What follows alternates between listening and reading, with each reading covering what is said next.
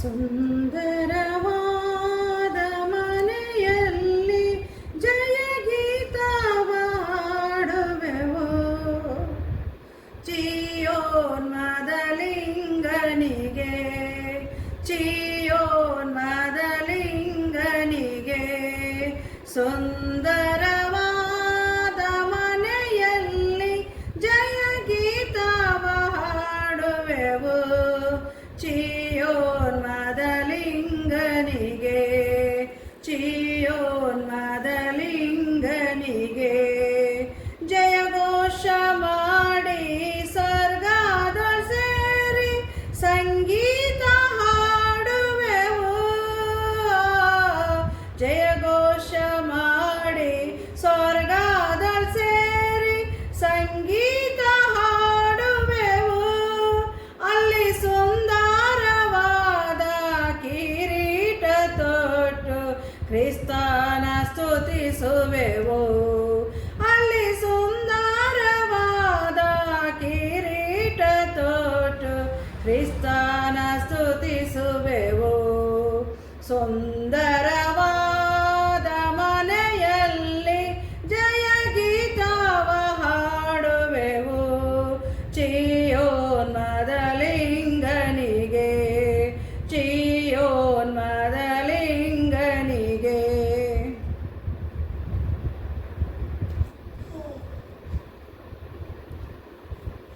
ಪರಿಶುದ್ಧನು ಪರಿಶುದ್ಧನು ಪರಿಶುದ್ಧನಾಗಿರುವಂಥ ಯೇಸುವೇ ನಿನ್ನ ನಾಮಕ್ಕೆ ಸ್ತೋತ್ರ. ಈ ಸಮಯಕ್ಕಾಗಿ ಸ್ತೋತ್ರ, ಕೊಟ್ಟ ವಾಕ್ಯಕ್ಕಾಗಿ ಸ್ತೋತ್ರ ಅಪ್ಪ. ಈ ದಿನದ ವಾಕ್ಯ ಕರ್ತನೆ 3ನೇ ಅಪ್ಪ ಹೌದು 1ನೇ ತಿಂಗಳು 3ನೇ ತಾರೀಕು ಅಲ್ಲಿ ಕೊಟ್ಟಂಥ ಈ ವಾಕ್ಯವನ್ನು ಆಶೀರ್ವದಿಸು. ನೋಡುವಂಥವರು, ಅದನ್ನು ತೆಗೆದುಕೊಳ್ಳುವಂಥವ್ರು, ಅದನ್ನು ಕೇಳುವಂಥವ್ರು, ಅದನ್ನು ನೋಡಿ ಅದನ್ನು ಹೃದಯಕ್ಕೆ ತೆಗೆದುಕೊಳ್ಳುವಂಥವ್ರು, ಅದರಲ್ಲಿ ನೀನು ಕಾರ್ಯ ಮಾಡಿ ಅದನ್ನು ಆಶೀರ್ವದಿಸಬೇಕಾಗಿ ಯೇಸುವಿನ ಪವಿತ್ರ ನಾಮದಲ್ಲಿ ಬೇಡಿ ಹೊಂದಿದ್ದೇನೆ ನಮ್ಮ ಜೀವವುಳ್ಳ ತಂದೆಯೇ, ಆಮೇನ್.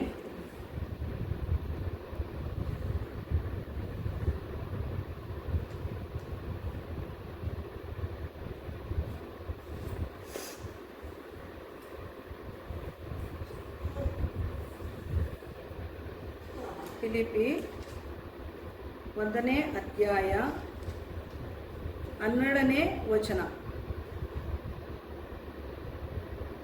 ಸಹೋದರರೇ, ನನಗೆ ಸಂಭವಿಸಿರುವುದು ಸುವಾರ್ತೆಯ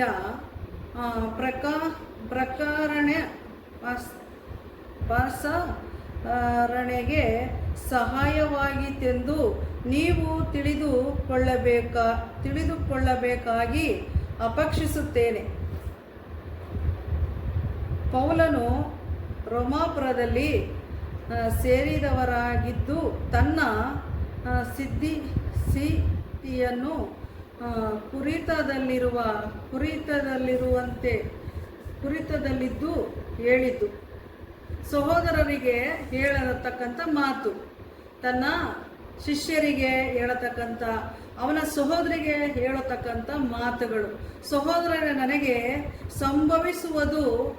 ಸಂಭವಿಸುತ್ತಿರುವುದು ಸುವಾರ್ತೆಯ ಪ್ರಸಾರಣೆಗೆ ಸಹಾಯವಾಯಿತೆಂದು ನೀವು ತಿಳಿದುಕೊಳ್ಳಬೇಕಾಗಿ ಅಪೇಕ್ಷಿಸುತ್ತೇನೆ. ಅಂದರೆ ನಾವು ಹೇಳುವಂಥದ್ದು, ಅದು ನನಗೆ ಕೊಟ್ಟಂಥ ದೇವರು ಕೊಟ್ಟಂಥ ವಾಕ್ಯವನ್ನು ಹೇಳುವುದಕ್ಕೆ ಸಭೆಯವರಿಗೆ ಸುವಾರ್ತೆಯನ್ನು.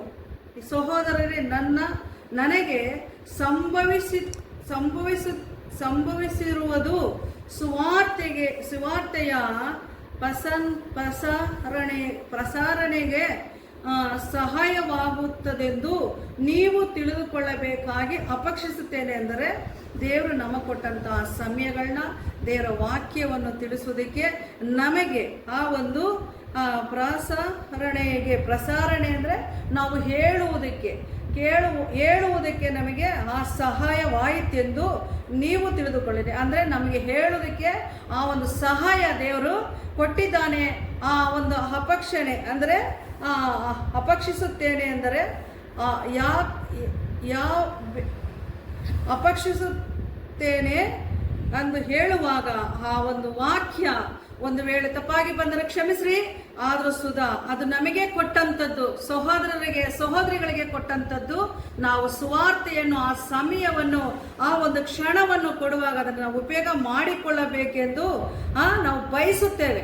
ಅದನ್ನು ನಾವು ಉಪಯೋಗ ಮಾಡ್ಕೊಳ್ತಾ ಇದ್ದೀವಿ. ಪೌಲನೇ ಹೇಳ್ತಾ ಇರೋ ಮಾತು, ರೋಮಾಪುರದಲ್ಲಿ ಸೇರಿರುವವರಾಗಿದ್ದು ತನ್ನ ಸ್ಥಿತಿಯನ್ನು ಕುರಿತದಲ್ಲಿ ಕೂಡಿ ಹೇಳುವುದು. ಅವನು ಆ ಒಂದು ರೋಮಾಪುರದಲ್ಲಿ ಈ ಮಾತುಗಳನ್ನು ಸಭೆಯಲ್ಲಿ ಸಹೋದರರಿಗೆ ಹೇಳುವಂಥದ್ದು, ಸುವಾರ್ತೆಯ ವಿಷಯದಲ್ಲಿ ಹೇಳುವಂಥದ್ದು. ಹಾಗೆಯೇ ನಮಗೆ ಕೊಟ್ಟಿರುವಂಥದ್ದು ಸಮಯ 1 ತಾಸಾದರೂ ಸರಿನೇ, ಒಬ್ಬರಿಗಾದರೂ ದೇವರ ಮಾತನ್ನು, ಸುವಾರ್ತೆಯ ಪ್ರಸಾರಣೆಯನ್ನು ಅಂದರೆ ಅದರ ಪ್ರಸಾರಣೆ ಅಂದರೆ ಹೇಳುವಂಥದ್ದನ್ನ ನಾವು ಇನ್ನೊಬ್ಬರಿಗೆ ಅದನ್ನು ತಿಳಿಸ್ಬೇಕು, ಹೇಳಬೇಕು, ಅವರು ತಿಳಿದುಕೊಳ್ಳಬೇಕು. ತಿಳಿದುಕೊಳ್ಳಬೇಕಾಗಿ ಅಪೇಕ್ಷಿಸುತ್ತೇವೆ. ಅಂದರೆ ಇನ್ನೊಬ್ರು ತಿಳಿದುಕೊಳ್ಳಬೇಕಂತ ಹೇಳಿದ್ರೆ ನಾವು ಹೇಳುವಾಗ್ಲೇ ಅವ್ರು ತಿಳಿದುಕೊಳ್ಳೋದಕ್ಕೆ ಸಾಧ್ಯ ಇಲ್ಲ. ಅಂತಂದ್ರೆ ಅವ್ರು ತಿಳಿದುಕೊಳ್ಳೋಕ್ಕಾಗೋದೇ ಇಲ್ಲ.